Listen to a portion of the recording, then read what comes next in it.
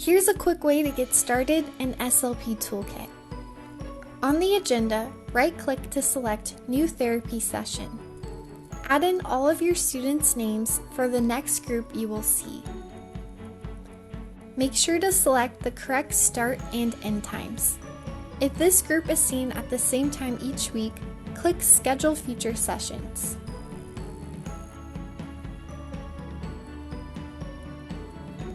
Next, when you open up the session, you can add your students' goals by copying and pasting them directly from the IEP or manually typing them in.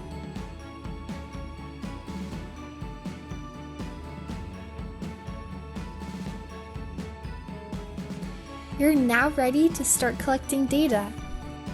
Once done, simply click the $ icon to quickly copy over your data for billing.